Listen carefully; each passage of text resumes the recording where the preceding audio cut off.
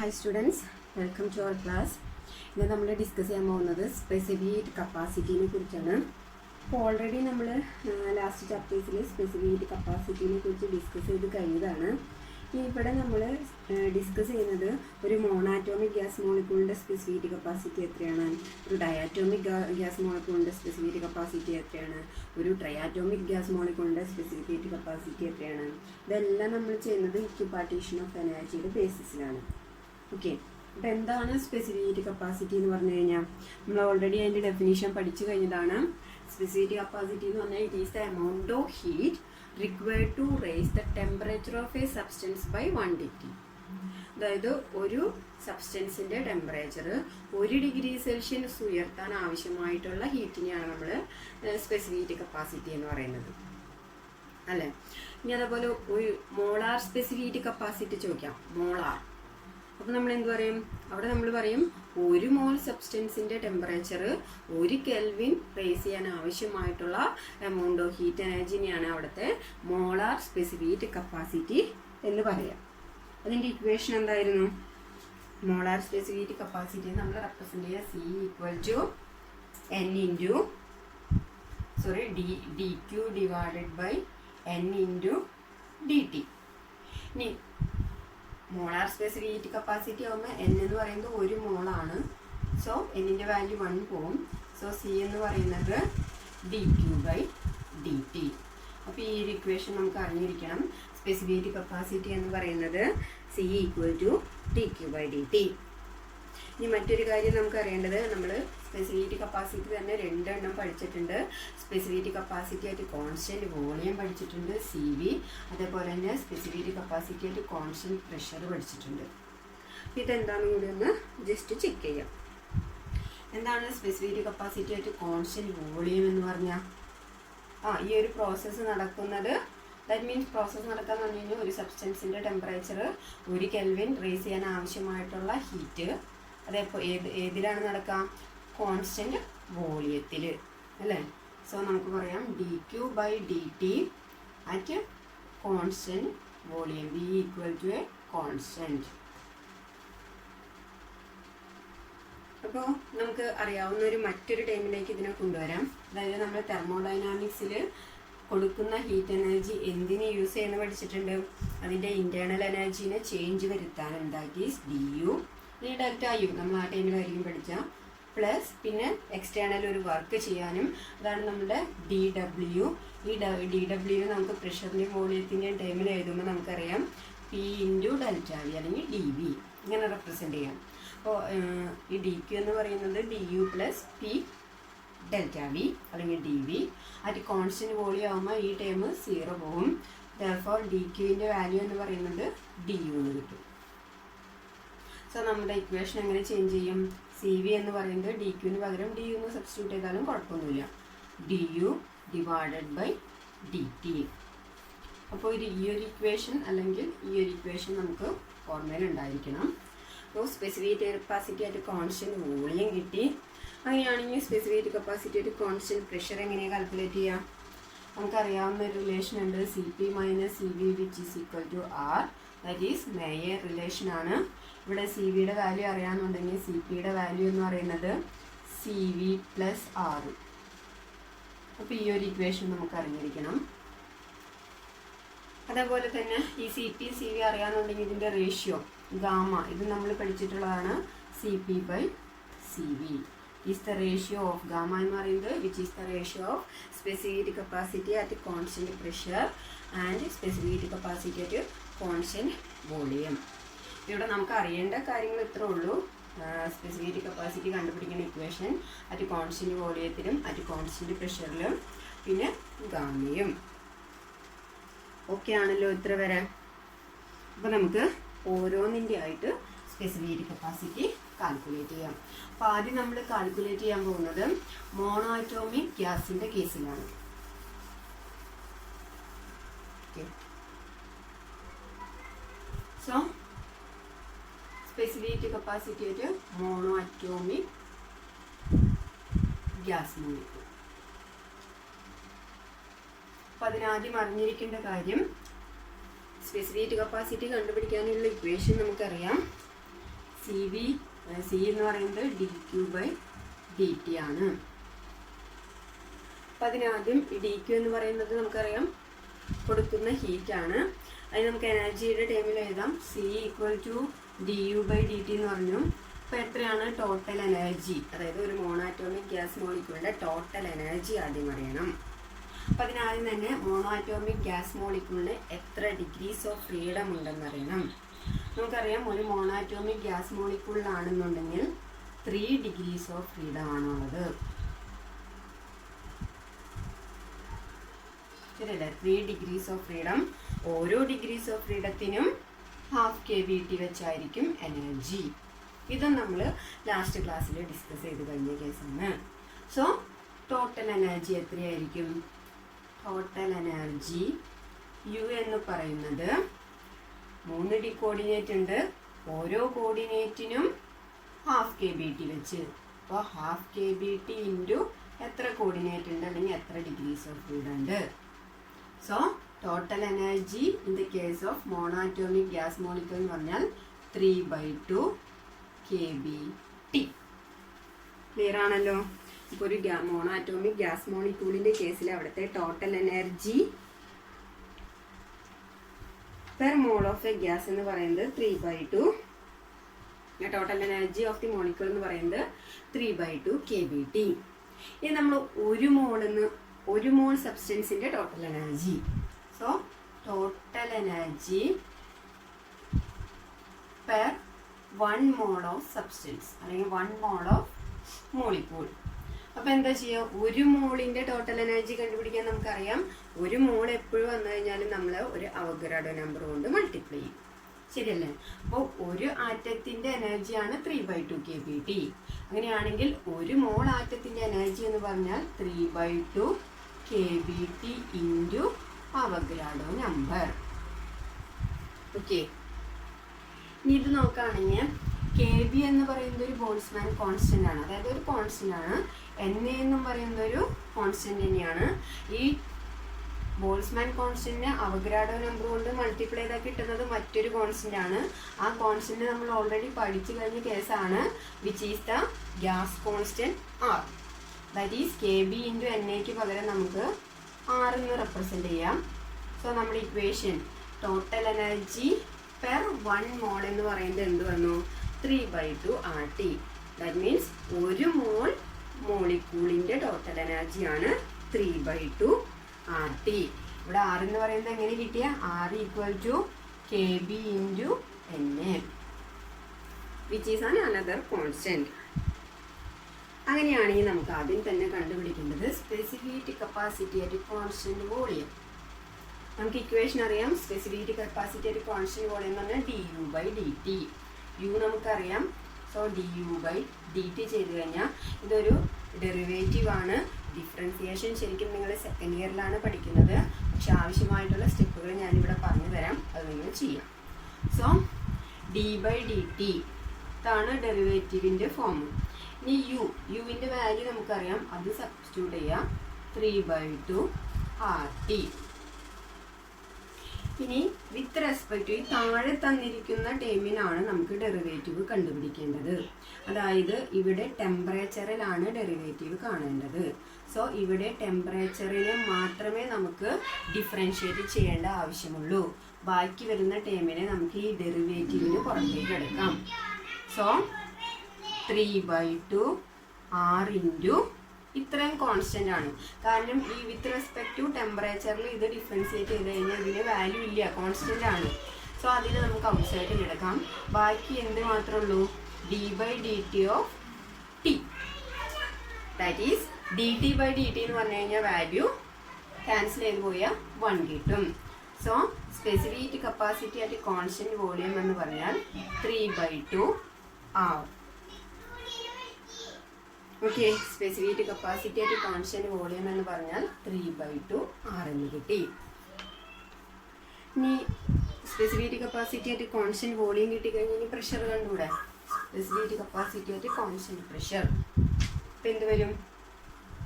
നമുക്കറിയേണ്ടത് ഇനി CP കിട്ടാൻ എന്ത് ചെയ്യണം? നമുക്കറിയാം CP - CV which is equal to R ആണ്. ഇതിൽ നിന്ന് സി പി എന്ന് പറയുന്നത് സി വി പ്ലസ് ആർ ചെയ്താൽ പോരെ. സോ സി പിയുടെ വാല്യൂ എന്ന് പറയുന്നത് സി വിയുടെ വാല്യൂ 3/2R പ്ലസ് ആർ. അപ്പോൾ ഇവിടെ നോക്കുകയാണെങ്കിൽ 3/2R കൂടെ ഒരു 1R കൂട്ടണം. സോ നമുക്ക് കിട്ടാം 5/2R.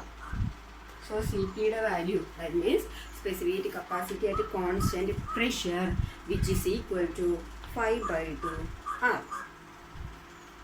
അപ്പോൾ സി പി സി വി കിട്ടി. ഇനി റേഷ്യോ കണ്ടൂടെ. ഗാമ എന്ന് പറയുന്നത് C P by C V ആണ്. ദാറ്റ് ഈസ് സി പി എന്ന് പറഞ്ഞാൽ 5/2R divided by C V എന്ന് പറഞ്ഞാൽ 3/2R. ആറും ക്യാൻസൽ ചെയ്ത് പോവും, 2 ക്യാൻസൽ ചെയ്ത് പോവും. ബാക്കി വരുന്നത് 5/3. 5/3യുടെ വാല്യൂ വേണമെങ്കിൽ കൊടുക്കാം നമുക്ക്. That is 1.67. ഇങ്ങനെ എഴുതിയില്ലെങ്കിലും 5/3 എന്നിട്ടാലും മതി. സോ ഒരു മോണോആറ്റോമിക് ഗ്യാസ് മോളിക്യൂളിൻ്റെ കേസിൽ സ്പെസിഫിക് കപ്പാസിറ്റി ആയിട്ട് കോൺസ്റ്റന്റ് വോളിയം കിട്ടി വിച്ച് ഈസ് 3/2R. ഈ സ്പെസിഫിക് കപ്പാസിറ്റി ആയിട്ട് കോൺസ്റ്റന്റ് പ്രഷർ കിട്ടി 5/2R. ഇനി അതിൻ്റെ റേഷ്യോ 5/3 ദാറ്റ് ഈസ് 1.67. നമ്മൾ കാൽക്കുലേറ്റ് ചെയ്യാൻ പോകുന്നത് specific capacity of A diatomic molecule. അപ്പോൾ നമുക്ക് സ്പെസിഫിക് കപ്പാസിറ്റി അറിയണമെന്നുണ്ടെങ്കിൽ ഒരു ഡയാറ്റോമിക് മോളിക്യൂളിൻ്റെ ടോട്ടൽ എനർജി ആദ്യം അറിയണം. അപ്പോൾ ടോട്ടൽ എനർജി കിട്ടണമെങ്കിൽ ആദ്യം തന്നെ ഒരു ഡയാറ്റോമിക് മോളിക്യൂളിന് എത്ര ഡിഗ്രീസ് ഓഫ് ഫ്രീഡം ഉണ്ടെന്ന് അറിയണം. അപ്പോൾ ഒരു ഡയാറ്റോമിക് മോളിക്യൂളിന് നമുക്കറിയാം 5 ഡിഗ്രീസ് ഓഫ് ഫ്രീഡം എന്നുള്ളത് 3 due to translation motion and 2 due to rotational motion. So total energy of the atom U എന്ന് പറയുന്നത് എന്ത് വരും? ഓരോ നമുക്കറിയാം 1 ഡിഗ്രീസ് ഓഫ് ഫ്രീഡത്തിന് ½ kBT വെച്ചിട്ടുണ്ട്. അങ്ങനെയാണെങ്കിൽ ഇവിടെ 5 ഡിഗ്രീസ് ഓഫ് ഫ്രീഡം ഉണ്ട്. That is total energy of 1 atom എന്ന് പറയുന്നത് 5/2 kBT. ശരിയല്ലേ? അപ്പോൾ ഇവിടെ ഒരു ഡയാറ്റോമിക് മോളിക്യൂളിൻ്റെ ടോട്ടൽ എനർജിയാണ് 5/2 kBT. അങ്ങനെയാണെങ്കിൽ നമ്മളിവിടെ ഒരു മോൾ ആറ്റം കൺസിഡർ ചെയ്യാണ്, 1 mole diatomic molecule. So 1 mole diatomic മോളിക്യൂളിൻ്റെ total energy. So total energy of 1 mole of an atom എന്ത് വരും? ഇതാണ് U which is equal to 5/2 kBT into അവഗ്രാഡോ നമ്പർ. അതാണല്ലോ 1 മോൾ ആറ്റത്തിൻ്റെ ടോട്ടൽ എനർജി. സോ എനർജി കിട്ടിക്കഴിഞ്ഞാൽ next സ്റ്റെപ്പിൽ നമുക്ക് സ്പെസിഫിക് കപ്പാസിറ്റി കാണാം. അപ്പോൾ ആദ്യം നമ്മൾ കണ്ടുപിടിക്കുന്നത് സ്പെസിഫിക് കപ്പാസിറ്റി ആയിട്ട് കോൺസ്റ്റന്റ് വോളിയാണ് which is equal to equation അറിയാം du/dt. ഒരു കോൺസ്റ്റന്റ് വോളിയാണ്.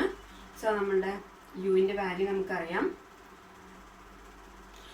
ഇവിടെ kB ഇൻറ്റു എൻ എന്ന് പറയുന്നത് അനദർ കോൺസ്റ്റന്റ് ആണ് which is equal to R ആണ്. That is 5/2 RT. സോ നമ്മൾ സോൾവ് ചെയ്യുമ്പോൾ കിട്ടുക d/dt ഓഫ് യുവിന് പകരം 5/2 RT. ഞാൻ കഴിഞ്ഞ സെക്ഷനിൽ ചെയ്തതുപോലെ തന്നെ വിത്ത് റെസ്പെക്ട് ഇവിടെ അടിയിൽ കിടക്കുന്ന ടേമിലാണ് നമുക്ക് ഡെറിവേറ്റീവ് അല്ലെങ്കിൽ ഡിഫറൻഷിയേറ്റ് ചെയ്യേണ്ടത്. സോ ഈ ടേം ഉള്ളതിനെ മാത്രം നമുക്ക് ഡിഫറൻഷിയേറ്റ് ചെയ്താൽ മതി. അപ്പോൾ ഇവിടെ ഈ ഒരു ടേം ഉണ്ട്. സോ അതിനെ മാത്രം അവിടെ എടുത്തിട്ട് ബാക്കിയുള്ളതിനെയൊക്കെ നമ്മൾ ഔട്ട് സൈഡിൽ കൊണ്ടുവരും. ദാറ്റ് ഈസ് 5/2 R ഔട്ട് സൈഡിൽ. ബാക്കി വരുന്നത് dt/dt. ഈ dt ക്യാൻസൽ ചെയ്ത് പോയിട്ട് കിട്ടുന്നത് 5/2 R. സോ സ്പെസിഫിക് കപ്പാസിറ്റി ആയിട്ട് കോൺസ്റ്റന്റ് വോളിയം എന്ന് പറയുന്നത് 5/2 R. ഈ നെക്സ്റ്റ് സ്റ്റെപ്പിൽ നമുക്ക് സി പി ആണ് കണ്ടുപിടിക്കേണ്ടത്. അപ്പോൾ സി പി നമ്മൾ കണ്ടുപിടിക്കാറ് CV പ്ലസ് R എന്ന് പറയുന്ന ഫോർമുല യൂസ് ചെയ്തിട്ടാണ്. സോ സി വിയുടെ value 5/2 R plus R. So 5/2 R കൂടെ ഒരാറും കൂടി കൂടുമ്പോൾ ഇത് വരും 7/2 R. That is CP equal to 7/2 R എന്ന് കിട്ടി. നമുക്ക് അടുത്തത് അറിയേണ്ടത് എന്താ? അപ്പോൾ സി പിയുടെയും സി വിയുടെയും വാല്യൂ കിട്ടി. നെക്സ്റ്റ് അറിയേണ്ടത് the ratio. That means CP/CV. which is equal to 7/2 r divided by 5/2 r. 6 cancel ചെയ്ത് പോകും, 2 ക്യാൻസൽ ചെയ്ത് പോകും, ബാക്കി വരുന്നത് 7/5. അപ്പോൾ ratio of specific capacity at constant pressure and specific capacity at constant volume 7/5 കിട്ടി. ഇതിൻ്റെ വാല്യൂ 1.4. സോ ഒരു ഡയാറ്റോമിക് ഗ്യാസ് മോളിക്യൂളിൻ്റെ കേസിൽ സ്പെസിഫിക് കപ്പാസിറ്റി, കോൺസ്റ്റന്റ് വോളിയം കണ്ടു, കോൺസ്റ്റന്റ് പ്രഷറും കണ്ടു, അതിൻ്റെ റേഷ്യോയും കിട്ടി. നെക്സ്റ്റ് നമ്മൾ കണ്ടുപിടിക്കാൻ പോകുന്നത് ഒരു ട്രയാറ്റോമിക് ഗ്യാസ് മോളിക്യൂളിൻ്റെ കേസിൽ സ്പെസിഫിക് കപ്പാസിറ്റിയാണ്. സോ അപ്പോൾ അത് നമുക്ക് അറിയേണ്ടത് ഒരു ട്രയാറ്റോമിക് മോളിക്യൂളിലെ ടോട്ടൽ എനർജിയാണ്, യു അറിയണം. സോ അതിനാദ്യം നമുക്കറിയണം ഒരു ട്രയാറ്റോമിക് മോളിക്യൂളിന് എത്ര ഡിഗ്രീസ് ഓഫ് ഫ്രീഡം ഉണ്ടെന്ന്. സോ ഒരു ട്രയാറ്റോമിക് ഗ്യാസ് മോളിക്യൂളിന് 6 degrees ഓഫ് ഫ്രീഡം ഉണ്ട്. 3 due to translation motion and 3 due to rotation motion. So total energy triatomic molecule എന്ന് പറയുന്നത് 6 ഇൻറ്റു ഓരോ ഡിഗ്രീസ് ഓഫ് ഫ്രീഡത്തിനും അല്ലെങ്കിൽ ഓരോ കോർഡിനേറ്റ്സിനും ½ kBt വെച്ച്. സോ ടോട്ടൽ വരുന്നത് 6/2 kBt. അതല്ലെങ്കിൽ നമുക്ക് അതിന് 3 kBt എന്ന് കൊടുക്കാം. ഇനി നമ്മൾ 1 മോൾ ആറ്റം കൺസിഡർ ചെയ്യാണ്. So total energy per mole of an atom. ഒരാറ്റത്തിൻ്റെ 1 മോൾ സബ്സ്റ്റൻസ് കൺസിഡർ ചെയ്യുകയാണെങ്കിൽ ടോട്ടൽ എനർജി എന്ന് പറയുമ്പോൾ 1 മോൾ കിട്ടാൻ വേണ്ടിയിട്ട് കിട്ടുന്ന എനർജിയുടെ കൂടെ അവോഗാഡ്രോ നമ്പർ മൾട്ടിപ്ലൈ ചെയ്താൽ മതി. That is 3 into kBt into Avogadro number. ഇനി ഇവിടെ Boltzmann constant into Avogadro number ചെയ്താൽ അനദർ കോൺസ്റ്റന്റ് കിട്ടും. അതിനെയാണ് നമ്മൾ ഗ്യാസ് കോൺസ്റ്റന്റ് R ആയിട്ട് എടുക്കുന്നത്. That is 3 into RT. So energy കിട്ടി കഴിഞ്ഞാൽ സ്പെസിഫിക് കപ്പാസിറ്റി ആയിട്ട് കോൺസ്റ്റന്റ് വോളിയം കിട്ടും. CV എന്ന് പറയുന്നത് du/dt ആണ്. ഇതിൻ്റെ വാല്യൂ സബ്സ്റ്റിറ്റ്യൂട്ട് ചെയ്യുമ്പോൾ d/dt ഓഫ് യുവിൻ്റെ വാല്യൂ എന്ന് പറഞ്ഞാൽ 3RT. വീണ്ടും ഡെറിവേറ്റീവ് ഒന്നുകൂടി പറയാണ്. വിത്ത് റെസ്പെക്ട് ടു ടിയിലാണ്, ടെമ്പറേച്ചറിലാണ് ചെയ്യേണ്ടത്. ദാറ്റ് മീൻസ് ടെമ്പറേച്ചറിൻ്റെ ടൈം മാത്രം അവിടെ നിർത്തി ബാക്കിയുള്ള ടൈമൊക്കെ ഔട്ട് സൈഡിലെടുക്കാം. ദാറ്റ് ഈസ് 3R ഔട്ട് സൈഡിലെടുത്തു. d/dt of T. ഡിറ്റിയും ഡിറ്റിയും ക്യാൻസൽ ചെയ്ത് പോകും. CVയുടെ വാല്യൂ 3R. സോ CV കിട്ടിക്കഴിഞ്ഞാൽ CPയുടെ വാല്യൂ എന്ന് പറയുന്നത് CV + R ആണ്. ദാറ്റ് ഈസ് CV എന്ന് പറയുന്നത് 3R + R. That means 4R. ഇനിയാണെങ്കിൽ റേഷ്യോ സ്പെസിഫിക് കപ്പാസിറ്റീസ് ഗാമ എന്ന് പറയുന്നത് CP/CV which is equal to 4R/3R. RRും ക്യാൻസൽ ചെയ്ത് പോകും. റിമൈനിങ് 4/3. 4/3യുടെ വാല്യൂ എന്ന് പറയുന്നത് 1.33. സോ ഒരു ട്രയാറ്റോമിക് ഗ്യാസ് മോളിക്യൂളിൻ്റെ കേസിൽ സ്പെസിഫിക് കപ്പാസിറ്റി ആയിട്ട് കോൺസ്റ്റന്റ് വോളിയം എന്ന് പറയുന്നത് 3R. സ്പെസിഫിക് കപ്പാസിറ്റി ആയിട്ട് കോൺസ്റ്റന്റ് പ്രഷർ എന്ന് പറഞ്ഞാൽ 4R. അതിൻ്റെ റേഷ്യോ എന്ന് പറയുന്നത് 4/3 അല്ലെങ്കിൽ 1.33. അപ്പോൾ സ്പെസിഫിക് കപ്പാസിറ്റി ആയിട്ട് മോണോആറ്റോമിക് ഗ്യാസ് മോളിക്യൂൾ കണ്ടു, ഡയാറ്റോമിക് കണ്ടു, ട്രയാറ്റോമിക് കണ്ടു. ഇതെല്ലാം ഇമ്പോർട്ടൻ്റ് ആണ്. ഇതെല്ലാം ചോദിക്കാറുള്ള ക്വസ്റ്റ്യൻസ് ആണ്. Okay, next topic is mean free path. Already നമ്മൾ പോസ്റ്റുലേറ്റ്സ് പഠിച്ചപ്പോൾ അവിടെ വന്നിരുന്ന ഒരു ടൈമായിരുന്നു മീൻ ഫ്രീ പാത്ത്. അപ്പം അവിടെ നമ്മൾ പഠിച്ചിരുന്നു മീൻ ഫ്രീ പാത്ത് എന്ന് പറയുന്നത് it is the distance between 2 successive collision എന്ന് പഠിച്ചിരുന്നു. അതായത് ഇപ്പോൾ ഒരു മോളിക്യൂള് നമുക്കറിയാം, ഗ്യാസ് മോളിക്യൂൾസ് റാൻഡം മോഷനാണ്. അതുകൊണ്ട് തന്നെ അത് പല രീതിയിൽ അത് മൂവ് ചെയ്യാം. അങ്ങനെ മൂവ് ചെയ്യുന്ന സമയത്ത് ഇങ്ങനൊരു മോളിക്യൂൾ ഇതിലെ ഗ്യാസ് മോളിക്യൂൾ മൂവ് ചെയ്ത് ഇവിടെ ഇതിൻ്റെ വാളുണ്ടെന്നിരിക്കും, ഇവിടെ ഒന്ന് കൊളൈഡ് ചെയ്തു, അല്ലെങ്കിൽ ഒരു അനദർ ഗ്യാസ് മോളിക്യൂളായിട്ട് കൊളൈഡ് ചെയ്തു. അതിനുശേഷം ഇപ്പോൾ ഒരു കൊളീഷൻ കഴിഞ്ഞു. അതിനുശേഷം ഇത് കൊളൈഡ് ചെയ്ത് കഴിഞ്ഞാൽ ചിലപ്പോൾ അതായത് കൊളൈഡ് ചെയ്യുന്ന മോളിക്യൂൾ വേണമെങ്കിൽ തെറിച്ച് മറ്റൊരു മോളിക്യൂളായിട്ട് കൊളൈഡ് ചെയ്യാം. ഓക്കെ, ഇവിടെ നമ്മൾ ഉദ്ദേശിക്കുന്നത് അതല്ല. ഈ ഒരു മോളിക്യൂൾ വന്ന് ഈ ഒരു മോളിക്യൂളിനെ കൊളൈഡ് ചെയ്തു. അതിനുശേഷം ഈ കൊളീഷൻ കഴിഞ്ഞ് കുറച്ച് നേരം കൂടി ഇത് മൂവ് ചെയ്തിട്ട് മറ്റൊരു മോളിക്യൂളിനെ വന്ന് കൊളൈഡ് ചെയ്യും. അപ്പോൾ ഇത് ഇവിടെ നിന്ന് മൂവ് ചെയ്തിട്ടുണ്ടാവും. അത് നമ്മൾ നോക്കേണ്ട ആവശ്യമില്ല. നമ്മൾ കൺസിഡർ ചെയ്യുന്ന ഒരു മോളിക്യൂള് ആദ്യം ഒരു മോളിക്യൂളിനെ കൊളൈഡ് ചെയ്തു. അപ്പോൾ അത് അതിൻ്റെ ഫസ്റ്റ് കൊളീഷനായി. അതിനുശേഷം കുറച്ച് ഡിസ്റ്റൻസും കൂടി ട്രാവൽ ചെയ്ത് അനദർ മോളിക്യൂളിനെ കൊളൈഡ് ചെയ്തു. അങ്ങനെയാണെങ്കിൽ ഈ ഒരു കൊളീഷൻ നമ്മൾ അതിൻ്റെ സെക്കൻഡ് കൊളീഷൻ എന്ന് പറയും. ഓക്കെ, സോ 2 സക്സസീവ്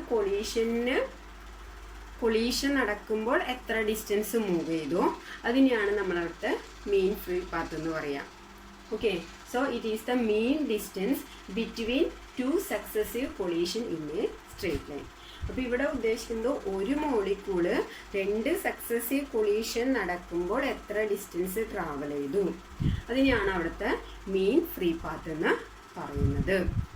ഇപ്പോൾ ഒരു മോളിക്യൂൾ വന്ന് ഇത് കൊളൈഡ് ചെയ്യുമ്പോൾ ഇത് മൂവ്മെൻറ്റ് ചെയ്യാം. പക്ഷേ ഈ ഒരു ഡിസ്റ്റൻസ് അല്ല ഉദ്ദേശിക്കുന്നത്. അല്ലെങ്കിൽ ഈ ഒരു കൊളീഷൻ കൊണ്ട് ഈ രണ്ടാമത്തെ മോളിക്യൂള് ഒരു ഡിസ്റ്റൻസ് മൂവ് ചെയ്തു. ആ ഡിസ്റ്റൻസും ഈ ഫസ്റ്റ് മോളിക്യൂളും തമ്മിലുള്ള ഡിസ്റ്റൻസ് അല്ല സക്സസീവ് കൊളീഷൻ എന്ന് ഉദ്ദേശിക്കുന്നത്. നമ്മൾ കൺസിഡർ ചെയ്യുന്ന മോളിക്യൂൾ തന്നെ 2 കൊളീഷൻ കഴിയുമ്പോൾ എത്ര ദൂരം ട്രാവൽ ചെയ്തു ആ ഡിസ്റ്റൻസ് ആണ് മീൻ ഫ്രീ പാത്ത് ലാംഡ. ഇനി അതിന് ഇക്വേഷനും കൂടി ഒന്ന് അറിഞ്ഞിരിക്കണം. 1/√2π n × d². അതിൽ √2 എന്ന് പറഞ്ഞ ഒരു നമ്പറാണ്, പൈ ഒരു നമ്പറാണ്, n എന്ന് പറയുന്നത് number of molecule per unit volume. അത് നമ്മൾ ഓൾറെഡി പഠിച്ചു കഴിഞ്ഞ കേസാണ്. സ്മോൾ n എന്ന് പറയുന്നത് ക്യാപിറ്റൽ N/V ആണ്. അതേപോലെ d എന്ന് പറയുന്നത് diameter of the molecule. So ഇത്തരം കാര്യങ്ങൾ അറിഞ്ഞിരുന്നാൽ മതി. മീൻ ഫ്രീ പാത്തിനെ കുറിച്ച് ഇത് ഇമ്പോർട്ടൻ്റ് ആയിട്ടുള്ളൊരു ക്വസ്റ്റ്യൻ ആണ്. എപ്പോഴും റിപ്പീറ്റ് ചെയ്യും, what is mean by mean free path. അപ്പോൾ ഇത്തരം കാര്യങ്ങൾ എഴുതിയാൽ മതി, മാർക്ക് കിട്ടും. ഓക്കെ.